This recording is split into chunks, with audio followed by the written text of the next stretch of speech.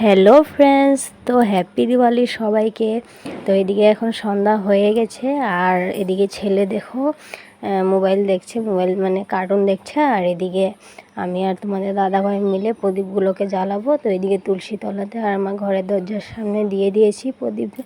আর এখানে দেখো লাইট লাগিয়ে দিয়েছিল তোমাদের দাদাভাই দিনের বেলায়।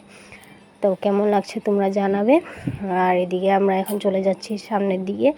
তো এদিকে তোমার দাদাভাই প্রদীপগুলো রেডি করছে, এখন জ্বালাবে, তোমার দাদাভাই জ্বালাবে, কারণ আমি তো ছেলেকে নিয়েছিলাম কুলে আর ভিডিও বানাচ্ছিলাম আমি। তো তোমার দাদা বললো আমি জ্বালাইনি, তো ওই জ্বালাচ্ছে।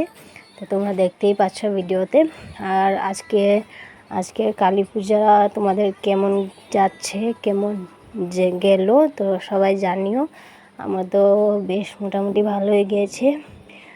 এত একটা আগের মতন এখন নেই জাঁকজমক। আগে যেহেতু কালী পূজা আসলে, দিওয়ালি আসলে সবের মনে একটা আনন্দটাই অন্যরকম হতো। তো এবছর সেরকম নেই, কারণ জুবিনদা আমাদের মধ্যে নেই, সেই জন্য। তো এই যে এদিকে দেখো প্রদীপগুলো জ্বালানো হয়ে গেছে। তো সবাইকে হ্যাপি দিওয়ালি। তোমাদের কেমন যাচ্ছে বলো। দেখা হচ্ছে নেক্সট ভিডিওতে।